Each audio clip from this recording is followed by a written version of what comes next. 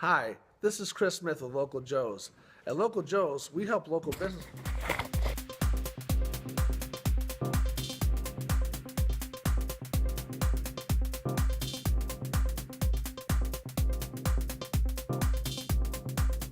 Hi, this is Chris Smith with Local Joe's.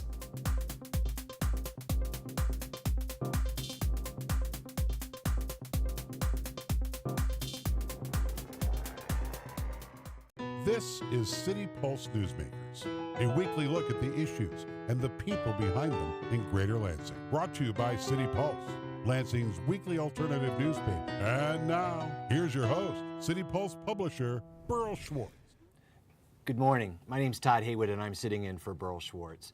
Today, we're going to talk about economic development in Southwest Lansing. What are the strengths that are there, and what are the weaknesses? And joining us are Bob Trezise, CEO of Lansing Area Economic Partnership, and I flipped that around, but it's LEAP. LEAP, right. Thanks for joining us, Bob. Thanks for the invite. Yep. And Adam Hussein, the 3rd Ward City Council member who represents Southwest Lansing. Thanks for having me. Thanks for having us. So let's start right away with what are the strengths and weaknesses in Southwest Lansing? Why are we having problems developing down there? Adam, you know the area best. Well, and I wrote a couple things down because I didn't want, again, just like last night, I didn't want to be overtaken by the moment. Southwest Lansing is incredibly important to me. And so I wanted to make sure that when I left here, I felt like I did Southwest Lansing justice. And so I think when you're talking about our strengths, I think you have to look at, number one, our population. We are the most densely populated area in the entire, I would say, Tri-County region. And there's strength in there. You're talking buying power, you're talking intellectual power. And the truly, diversity of the... Well, and the diversity, there is no reason, when you consider the metropolitan area and the fact that we have 460,000 residents in the metropolitan area, there's no reason why we shouldn't be in Southwest Lansing. I argue that we're the most ethnically diverse and probably the most socioeconomically diverse in the entire region. So there's no reason why we shouldn't be the hub for the entire region. When you're talking ethnic festivals, when you're talking ethnic businesses and shops and things of that nature. Entrepreneurialism, absolutely. So there's a lot, I think, that we can do that we're not doing, a lot of assets that we can leverage that we're not. I think the business corridors and districts, there's a lot made of MLK and Waverly. But when you consider those districts and you consider the fact that, and let's just talk about our corridors respectively, you think MLK, you think freeway access to the north and south, the entire stretch is backed by dense residential, so there's power there. I remember we met with Bill Bonafiglio and Eugene Bonafiglio of Mr. Taco. They're working like dogs to get that place opened. And we just met with them recently, and Eugene is out in front of the business, and he's looking at MLK and says, Adam, I will never understand why the city is not doing more to invest in this corridor, to fix the streets, to fix the sidewalks, and to market this. Look at the traffic, just in general.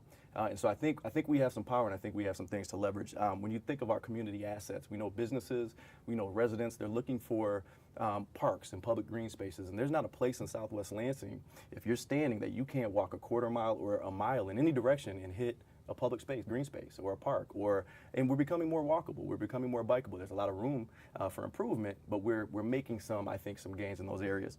We have the newest housing in the entire area. Obviously, large swaths of our West Lansing portion, we're not even annexed until the 60s, and so we have some of the newest housing, and we can obviously leverage that. We have large contiguous land, pieces of land, I would say, that are ripe for development, and I think of MLK and I think of Miller. And when you look at that particular property, for instance, you have freeway access just to the south. You have major retail and I would say dining to the east.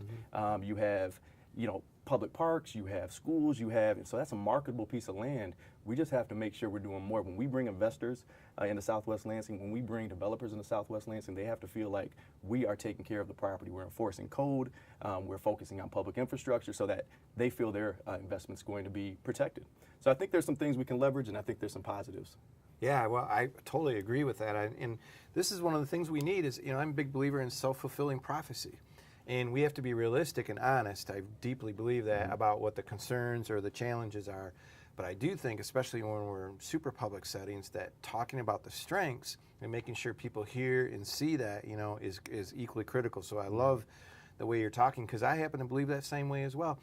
Now, I would say the density of the population cuts both ways a little bit, or at least in this respect. It's a huge strength because economic development is more and more so fundamentally about people, talent, and especially the diversity from entrepreneurialism to the different skill sets that someone brings to a job. I think that's a big thing. But the one thing about the density is so much, it strikes me, Adam, if Southwest specific area of Lansing is residential, that there's not a lot of actual commercial corridor development. There isn't hardly any industrial area to develop. You know, you have more of that in sort of the overall South Lansing. So it's an interesting dynamic. And of course, I'm hoping that our this $50,000 grant that LEAP received from the MEDC, you know, I think should be pinpointing rather than the typical strengths that maybe a study like that would. I'm really hoping it talks more about the people, because I think that is the big asset. That is the strength, the diversity of it, the refugee community, the African American community, all of them, everybody, is something that we should talk about as far as entrepreneurialism. Just an example, I've used this a couple times now, but you know, typically, Todd, in these kind of studies, a temptation is to say we all want another grocery store, which is probably a legitimate comment down there. I wouldn't deny that. But leaving people with the expectation that, so thus that we said it, you know, LEAP or whomever should go out and recruit a grocery store is a difficult task. I'm just telling you, it is. Might we have a better chance with what limited resources we have to say, hey, do we have 10 entrepreneurs in the area that have been thinking about starting up their own restaurant? Or maybe their own grocery store, by the way. And there is one down there, at least one down there who's doing that right now. I mean, is that a more sound way to approach, a more reasonable way to approach economic development? I don't want to say over there, not down there, over there. Sure. You know, so I'm hoping that this study and this action plan focus on people like that, and that we build on the assets that Adam, I think, very well described, you know, as a major strength down there, the people. And I think that it's an emerging way to look at economic development, and one that matches up very well with Southwest Lansing. So I'm hopeful, optimistic about that entirely. Okay. Now, we've done a very good job of laying out the assets. Sure. What are the obstacles? Well, I mean, I'll take a crack at a couple of them. Adam, you mentioned the corridors themselves, you know, the physical nature of the roads and streetscapes, sidewalks, and so forth. And I'm going to defend the city a little bit on this point, because I tend to think that those are more state issues. I mean, I'm sure that if the city had the money, they would immediately be repairing roads. I mean, it's not just MLK. I mean, my God, Michigan Avenue, you're familiar with Michigan Avenue, is unbelievably, is crumbling. So I'm not defending it, because all of it needs to be done. And I just think that so many of these resources are dependent on federal, as far as public infrastructure goes, are dependent on federal and state funds flowing through the city, is probably the very typical nature. I'm positive the city wish it had more of those funds, and they would immediately be going out. And I mean, you're spot on. The first impressions that physical infrastructure leaves, I think, is absolutely critical. Totally agree with that. I tend to see it as more of a federal and state issue, rather than you know, pinpointing it on the city. The city shares responsibility, no question about it, but that's the way I would see that one weakness. It is a weakness. The question is, how do we bring, to me, more federal and state money to the table? Well, and how do we do that? Well, Congratulations, you're on the hot seat for that one. I think that we should be discussing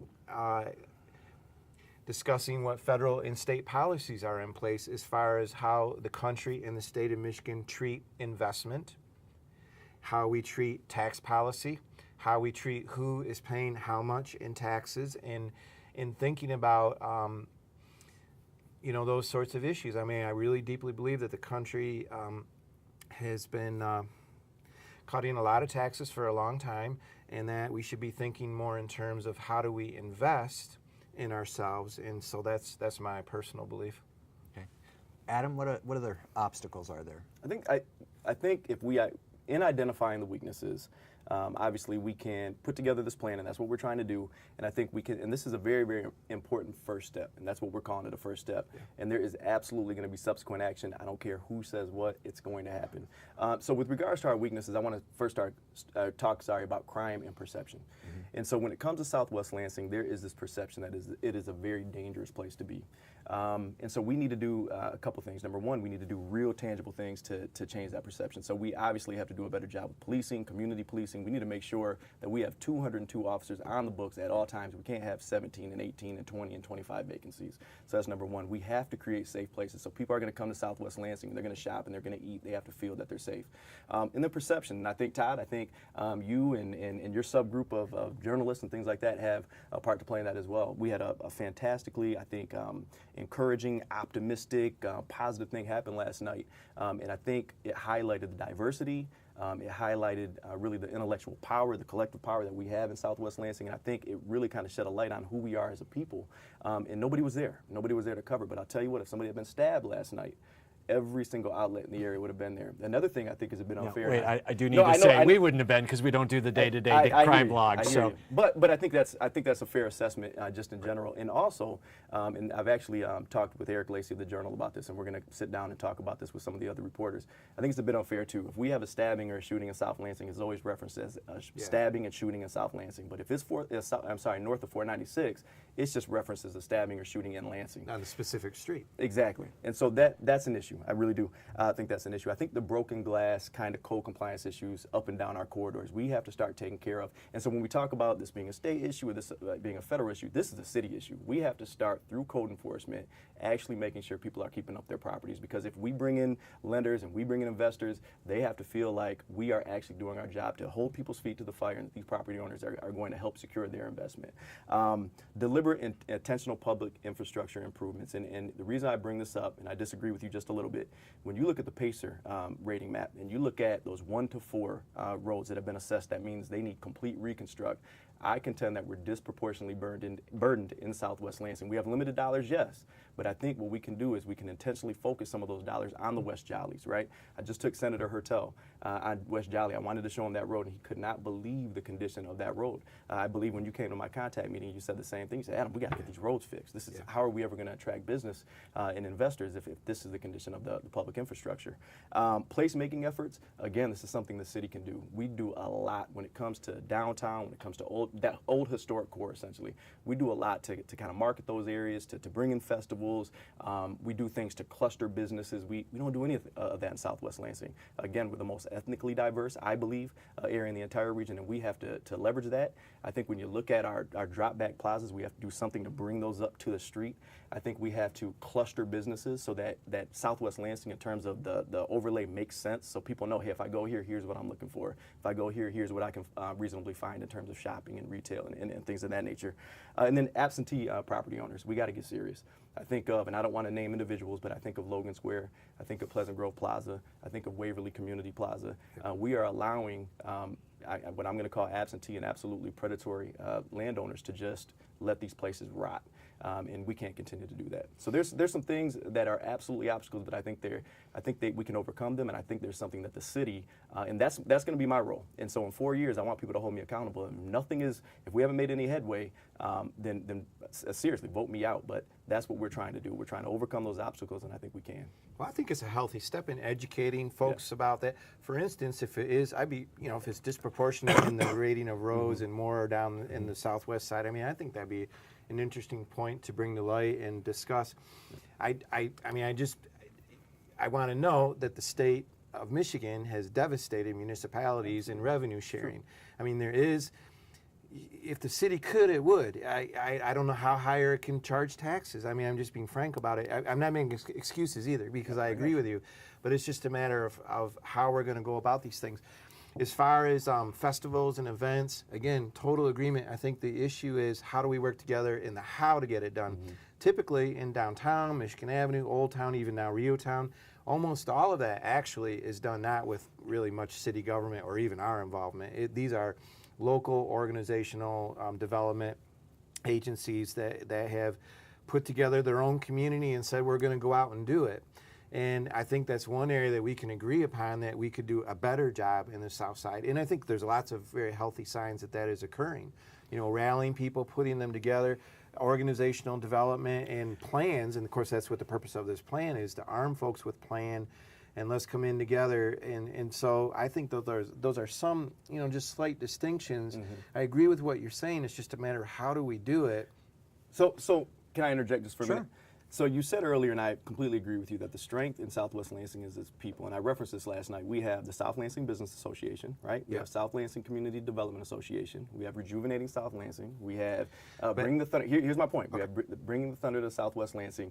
And we would love, right? We would love to take up some of these initiatives. We do need support. When I think of Beacon Field at Ferris Park, when I think of Under the Bridge program at Michigan Avenue, when I think of, I mean, dating back to 2007 and the Cool Cities initiatives that really, I mean, bolstered the Stadium District, Old Town, and Pablo's. And the thing is, we want to do that, but I'm going to be honest with you, Bob. When we come forward with these initiatives, it seems like we always come in second. When there's money, when there's an application, we always come in second or third. We're almost there for the dollars. I think of the dollars that were just leveraged for a museum drive and the way signage finding and things like that.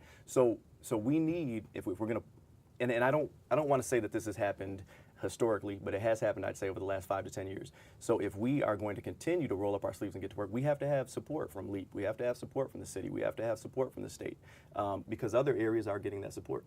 And I think that's only fair to it is, of course. Yeah.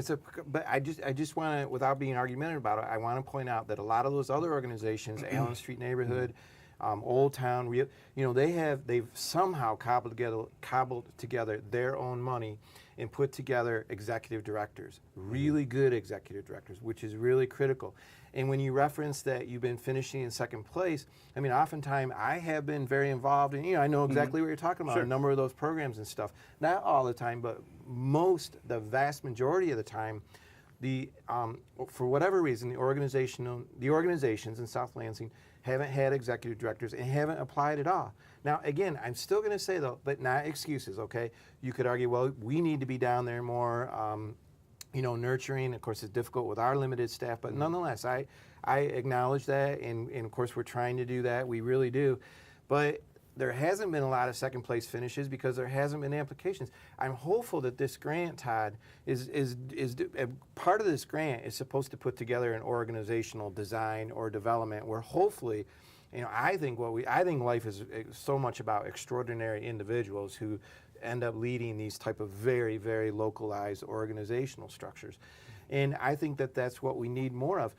You referenced the big the placemaking grant, which we're very excited about. We're going to unveil in Michigan Avenue in a couple months. I mean, they had an incredible coalition, an incredible application. There was a real good process. Thank goodness, though, by the way, there is a year 2 on that coming up, and it's due to the City Council voting on the budget. Thank you very much, Adam.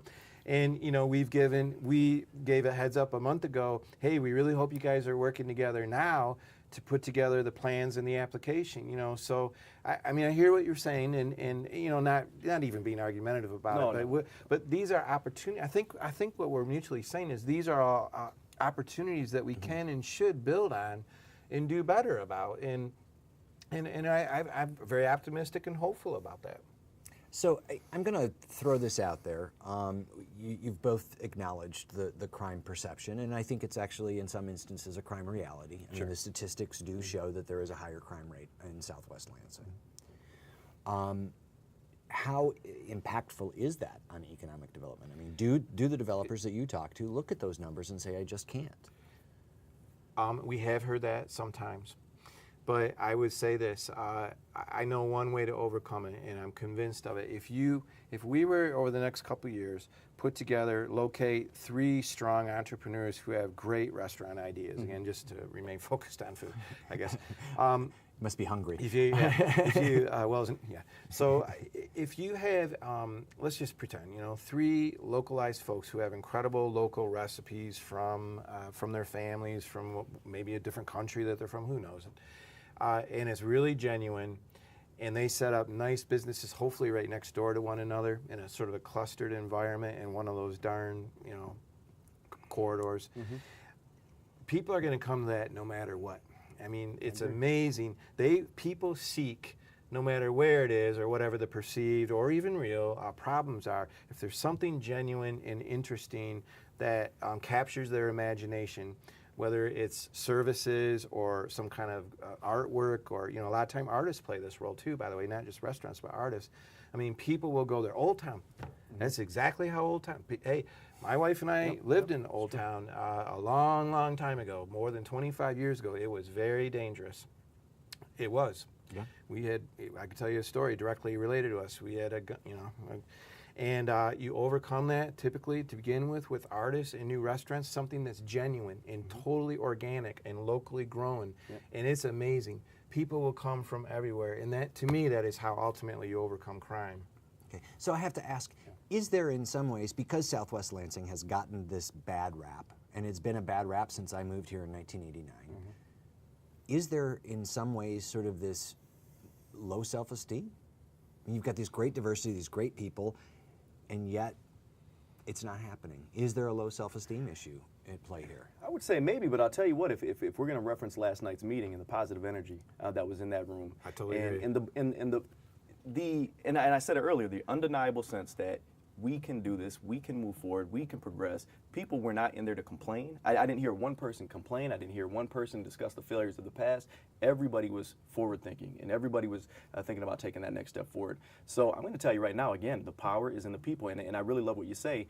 We have things that nobody else can offer in the entire region. We're a land bridge of sorts for Delhi, for Delta, for Lansing Township, for all parts of the city, and we are so ethnically diverse. We don't leverage that, but we should. And we have, I think, things in Southwest Lansing. And I always think of Old Town because the reality is you go to Old Town because there are things that you can't find anywhere else, bottom line. I eat at Pablo's, I eat at Meat, I shop at the boutiques, I love it, right? And that's what I believe we could, maybe a little bit different, and obviously we have to go through a branding campaign, and but we can do that. I really believe that in Southwest Lansing. And with regards to the crime, I'll say this. When I meet with Chief Yankowski, he tells me that the crime in Southwest Lansing is the lowest it's been in 25 years.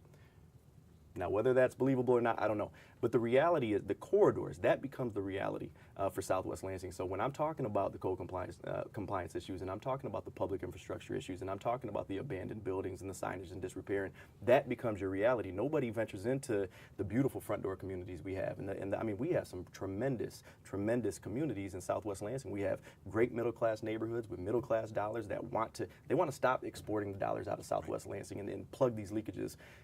But what is there? So we have to clean up these, and that's what this effort is about, is the first step, right? You know, you said something that really just intrigued me, Adam. You referred to it as a crossroad or a cross-section rather than a corner. And, you know, it just dawned in my mind, part of self-image or awareness. I mean, I think a lot of times, I mean, the area looks like a corner. You know, Southwest corner, you know, we don't really know how to describe it. And that's one thing we could kick off, you know, to change self-image and so forth, is not to think about it or market it as a corner, you know, but it's an intersection. It's an exchange, an important exchange. The interstate is there, Delhi, Delta Township. You know, I think that's an interesting concept alone that we should think about, that it's a place where people are meeting and greeting and enjoying one another rather than sort of a corner, which has some implication about, you know, a dead end or I suppose something along those lines. And so I think these are the kind of fresh ideas, in all honesty, Adam, you deserve a lot of credit on. Of course, I think Mayor Bonero has been he's in my ear constantly about South Lansing and everywhere else in the city of Lansing, naturally. But I encourage that. I encourage, you know, comments and even criticisms. I mean, this is how we self-improve, you know, and I'm definitely interested in that. We want the city, every area of the city, to be better. And self-fulfilling prophecy, I think, does matter. That's I do worry about people's self-image. Sometimes there is a lot of negative talk, and it's, you know, the problem is people listen to that and then agree with you. I mean, that's deadly.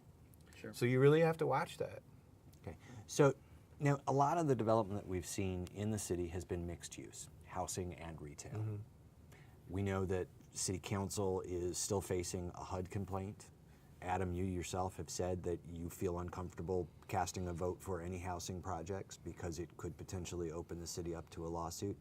Is that going to play a role in impacting any of this development that may happen in South Lansing?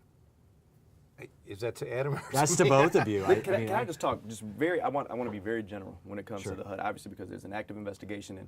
And first of all, I want people to understand that I don't have time for games. I work 50 to 60 hours a week as a public school teacher. I'm putting 40 to 50 hours in easily with City Council. I am working day, night, weekends, and I still have a beautiful family that I have to keep at the forefront of everything I do. So I don't have time for political games. And so when it came to the Savoy project, and I want to be very clear about this, I and I scour the Facebook comment threads, and I look at Lansing State Journal, City Pulse, and I attend every night I'm at a neighborhood meeting, a watch group. I listen to the individuals that come to council. I read my emails, and so when I go up to that dais, I exercise the will of those I represent. Bottom line, the Sabori project was a bad deal for the city. We cannot, and we've been contending pilots since 1998. We have had moratoriums in place. We have a pilot policy that we have never adhered to. The reality is we have very little land left, and we cannot continue to give it away at 4%. He could have went for the 10%. He could have circumvented council. We have been hearing from the mayor and from his staff for the better part of the last year to year and a half that we are on the verge of bankruptcy. And here we are being asked to approve that won't even cover the added public services to that area because of that project. So I want people to understand why I voted the way I did. I just don't have time for games, and so that was not the reasoning. And I think, and I think we've had this conversation. If you look back at those conversations, you will know that there was absolutely nothing that was malicious that was said or stated. With that said, my comments to you when we discussed that was, I've been put in a incredibly difficult position. Am I a supporter of the Red Cedar Renaissance Project? Of course. I know what it could do for the city in terms of development and things of that nature. I know they have put in a ton of time, a ton of money. But I've asked, and I've asked many people about this, and it could potentially open us up to legal liability. And so the reality is we have to ask who's playing the games. We have to ask them to stop playing the games, because I got to be honest with you, I'm not in favor of anything that's going to halt the progress of the city, but I don't know what else to do at this point. So back to my question, will it Yeah. impact this South Lansing development? Yes or no? I'm hoping not, because I'm hoping this gets I'm not cleared sure up what here you're in saying. short Are you order. saying you're going to vote no on all? What I'm saying is, what I'm saying is, we're going to have to weigh legal opinion. We're going to have to ask the experts, and because the reality is, I can't as the steward of taxpayer dollars, I cannot put the city at serious, or I should say, in serious risk and liability. But with that said, I'm hoping this gets cleared up in short order, and we can move forward with the business of the city. Well, I'm not sure I totally understand. I've heard, talk to some council members, and I'm not, so I want to be careful here, because there's been no vote, there's been no public discussion about a position, so I'm confused as to what folks, I've heard different council members say different things to me privately about where they are in the position, not you, Adam, but others. And so I think it's a very interesting conversation.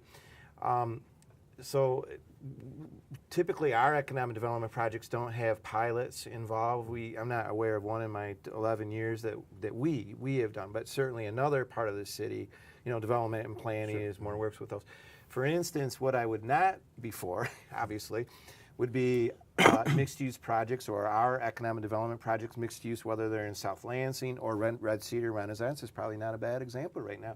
But none of these involve pilots. So I don't understand why, if I'm understanding things correctly, if people are suggesting that they would have to vote no on incentivizing those projects because you voted no or whatever it was on the other to me, they're apples and oranges. Those were pilots. The debate was about pilots, but on our projects, Red Cedar Renaissance, stick with a tangible one right in front of us. I mean, that has nothing to do with pilots or HUD or anything else. So why would someone vote? Why would that? I'm not even going to say why would someone vote no. Why would that even be part of the debate? Because there's many other things to debate on our projects. Okay, we've got 30 seconds here. So I see them in apples and oranges. I don't understand what they have to do with one another. So do you want to give like a 10-second response on that, or? All I would say is those are the questions we'll be asking, and I tried to articulate myself in an eloquent way, but the bottom line was, I said, hey, look, we're going to have questions, and there's things that we're going to have to broach, and there's answers we're going to have to get. Bottom line. It's incredible what we've done in the city. I mean, after 40 years of population decline, we've had 3 straight years of population increase. I'm begging and pleading to keep that going. Thank you very much.